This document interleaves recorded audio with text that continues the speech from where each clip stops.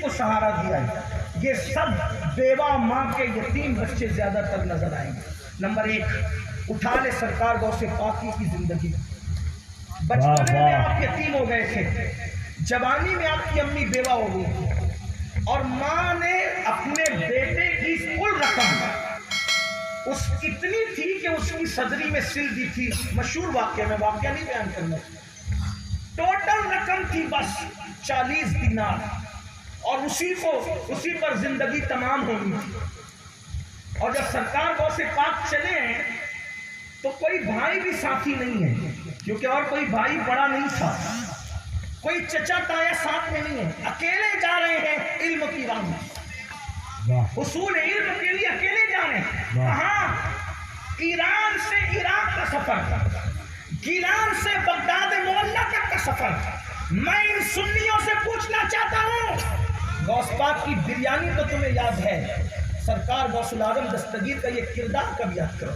اللہ اکبر۔ ہم لوگ غوث پاک کی نیاز کے مخالف نہیں ہیں، الحمدللہ ہر ماہ کرتے ہیں، اور یہ بھی بتا دو کوئی قبول کرے نہ کرے یہ تو خوشی کا سودا ہے۔ ہم لوگ تو آئے ہوئے دسترخوان کے کھانے کو اس وقت تک نہیں کھاتے جب تک اپنے بزرگوں کے نام سے فاتحہ نہیں پڑھتے۔ کیا بات، چاہے ہاتھ اٹھا کے پڑھے چاہے ہاتھ اٹھا کر نہ پڑھے، لیکن بہرحال ہم سورہ فاتحہ پڑھتے اپنے بزرگوں کے سارے ثواب کے لیے، اس کے بعد لطف اٹھاتے ہیں۔ ہمارے یہاں تو طریقہ یہ ہے، اس لیے کہ ہمارا عقیدہ یہ ہے اہل سنت کا کہ جس کھانے پر فاتحہ پڑھ دی جائے اللہ اس میں شفا پیدا کر دے، اس لیے کہ سورہ فاتحہ سورۃ الشفا ہے، جہاں پڑھی جائے گی اس میں شفا ہو۔ الحمدللہ۔ تو بات عرضی کر رہا تھا، اکیلے چلے علم کی طلب میں، کمی کیا تھی؟ ماں کے پیٹ سے صاحب کرامت پیدا ہوئے، لیکن دنیا کو درس دے رہے ہیں اگر تو صاحب کرامت بھی ہے تو بھی تجھے علم کی ضرورت ہے۔ بے شک بے شک، واہ واہ، بے شک۔ یہاں بھی سنتیں بھی نہیں پتا ہے، اور کہتے ہیں کہ ہم پڑھ کے کیا کریں گے؟ ارے پڑھ کے کیا کریں گے؟ پڑھ کے کیا کریں گے یہ علم والا جانتا ہے، علم کی برکت ہے، اس لیے علم کی طرف پیش رفت کرو۔ اس کے بعد سرکار غریب نواز کو دیکھیں، حضور غریب نواز کا حال تو یہ تھا کہ بالغ ہونے سے پہلے والد بھی دنیا سے جا چکے، اور آپ نے مشہور واقعہ سنا ہوگا کہ پنچکی اور باغ جو ہے وہ حصے میں آیا تھا، پھر اس کو بھی چھوڑ دیا اور طلب علم میں نکلے۔ محبوب الہی، اللہ اکبر، ماں بیوہ ہو گئی ہے، اور غربت کا عالم یہ ہے، اللہ اکبر۔ میں اپنی بہنوں سے کہتا ہوں، ایک پیغام دینا چاہتا ہوں، اگر واقعی یہ سننے آئیے، اگر بیٹے اور بیٹی کی تعلیم میں شوہر آپ کا ساتھ نہ دے سکے تو آپ تنہا کمر کس کے کھڑی ہو جاؤ، اس لیے کہ بہت سارے بزرگوں کو باپ کی موت کے بعد ماں نے پڑھایا ہے۔ یہ حالات تھے محبوب الہی کے گھر کے۔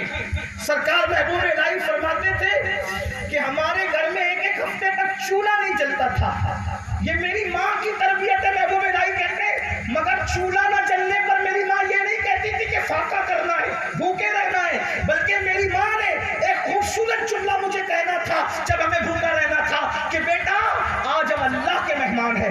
کہتے واللہ ماں کے اس جملے میں اتنی لذت آتی تھی کہ کھانے میں وہ لذت نہیں تھی جو ماں کے اس جملے میں تھی کہ بیٹا آج ہم اللہ کے مہمان ہیں، ہم اللہ کے مہمان ہیں۔ اور جب کئی دن تک کے کھانا پکتا تھا تو میں اپنی ماں سے بڑی سادگی سے کہتا تھا ماں ہم اللہ کے مہمان کب بنیں گے؟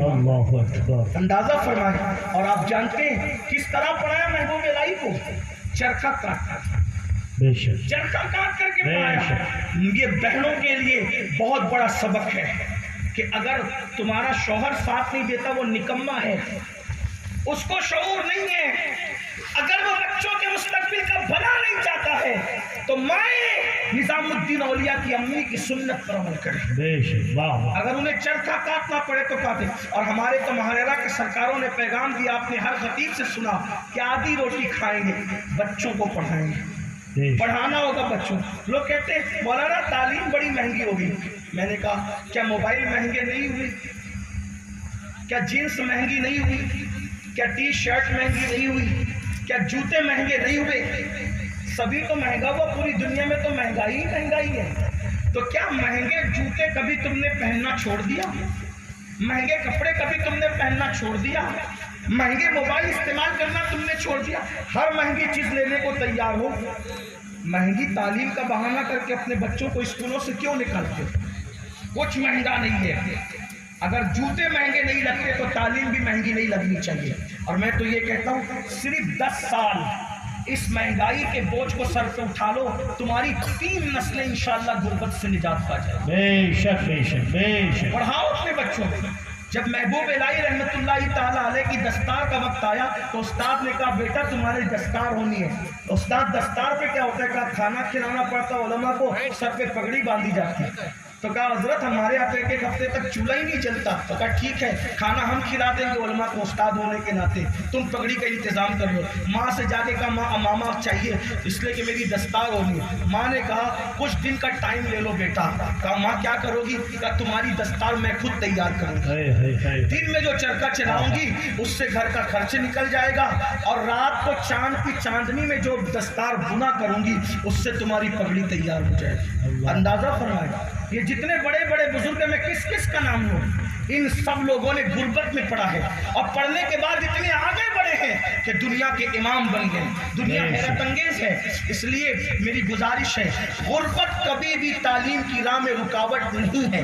अगर आप कमर कसने में अपने जवानों से कहता हूँ छोड़ दो ये टाइम पास करना, छोड़ दो ये रातों को देर तक जगना, छोड़ दो ये फिल्में देखना, छोड़ दो जब वो मोबाइल पर देर तक के वक्त को बर्बाद करना। 8 घंटे की बजाय 12 घंटे मेहनत करो, 12 घंटे की बजाय 14 घंटे, 14 घंटे की बजाय 16 घंटे मेहनत करो और मेहनत करके अपने बच्चों को पढ़ाओ, तालीम में आगे बढ़ाओ। और एक बात कह दूं, दुनियावी तालीम में भी आगे बढ़ाओ, लेकिन दुनियावी तालीम के साथ साथ दीनी तालीम उनके लिए अज़हद जरूरी है। वरना अल्लाह न करे ऐसा ना हो, क्योंकि हमारे यहाँ बस बात को मैं समेटते हुए हमारे यहाँ इल्म के लिए ये लाजिम है, इल्म के लिए ये लाजिम है कि असरी उलूम के साथ पहले दीनी उलूम होना चाहिए। क्यों? पहले ही दिन हमें बताया गया जब हजरत जिब्रील अमीन आए और आने के बाद का इक़रा पढ़िए तो मेरे नबी ने क्या फरमाया? माना बेकारी, मैं नहीं पढ़ता। कुछ यार लोगों ने इसके माना ये बयान कर दी अपनी मर्जी से कि मुझे पढ़ना नहीं आता। अस्तगफिरुल्लाह। जो मौलवी कायनात बनाकर भेजा गया, जो मौलवी इंसानियत बना के भेजा, उन्होंने खुद कहा इन्नमा बुइस्तु मुअल्लिमा, कि मैं मौलवी बनाकर भेजा गया हूं। जिसकी इल्म की सनद कुरान यूं बयान करता है वअल्लमका मा लम तकुन तालम व काना फज़लुल्लाहि अलैका अज़ीमा, कि महबूब हमने आपको वो सब कुछ सिखा दिया जो आप नहीं जानते थे। जिसकी इल्म की सनद कुरान यूं बयान करता है अर्रहमान अल्लमल कुरान, रहमान ने कुरान सिखाया किसको? इंसानियत की जान मोहम्मदुर रसूलुल्लाह। वाह वाह। और मेरे इमाम ने तो लोग कहते हैं उम्मी का मतलब होता है जिसे पढ़ना ना आता हो। हमने कहा ये तो कुरान का एजाज है कि कुरान एक ही लफ्ज को कहीं कहीं माना में बयान करता है। एक तकवा ही को देख लें, तकवा के माने कहीं परहेजगारी के, तकवा के कई माना अल्लाह के डर के, तकवा का कई माना बचने के, तकवा को अलग अलग माना बयान किया गया। खुद कुरान ने दाल को अलग अलग माना में बयान किया है, कहीं गुमराही के माने में, कहीं खुद रफ्तगी के माने में, कहीं डूब जाने के माना में। ये कुरान का एजाज है। तो क्या सबको एक ही लकड़ी से हाँकोगे? उम्मी का माना अनपढ़ जरूर होता है, लेकिन उम्मी का माना ये भी तो हो सकता है किसी के पढ़ाए बगैर पढ़ा हुआ। वाह वाह वाह। हो सकता है। उम्मी का माना ये भी हो सकता है इसलिए कि हुजूर जहाँ पैदा हुए उस शहर का एक नाम उम्मुल कुरा भी है।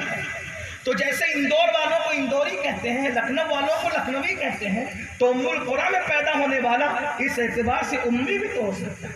लेकिन मेरे इमाम ने मसला ही हल कर दिया, उसी को इमाम अहमद रजा कहते हैं ऐसा उम्मी किस लिए? मिन्नत कशे उस्ताद हो।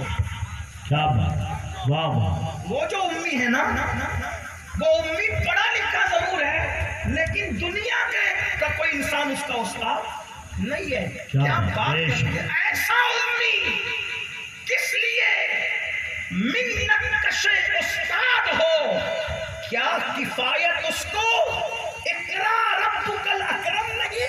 हाय हाय हाय। वाह वाह। किफायत उसको इकरा रब्बुकल अकरम नहीं یعنی اگر آپ دیکھیں ان کے علم کی صنعت تو اقرا ربک الاکرم، بہرحال انہوں نے کہا مانا بقاری، ہم ادب والے کہتے ہیں میں پڑھنے والا نہیں، کیوں نہیں؟ تو پھر حدیث پاک میں بڑا مشہور سا ذکر ہے جو آپ بار بار سیرت کی کتابوں میں پڑھتے سنتے رہتے ہیں کہ جبریل علیہ السلام نے ان کو پکڑا اور دبایا، بھیجا، اور یہ عمل 3 مرتبہ ہوا۔ تو کچھ یار لوگ یہ بھی کہتے ہیں ایسا دبایا کہ وہ کانپ گئے۔ میں نے کہا اگر دبانے سے کوئی کانپتا ہے تو دوبارہ دبانے کی حاجت کیا ہے؟ اس کو ایک مثال کے ذریعے سمجھاتا ہوں، بات کو سمیٹنے لگا لیکن ایک ملانے کے لیے، سمجھانے کے لیے، ایک باپ اپنے بیٹے کا ہاتھ دبائے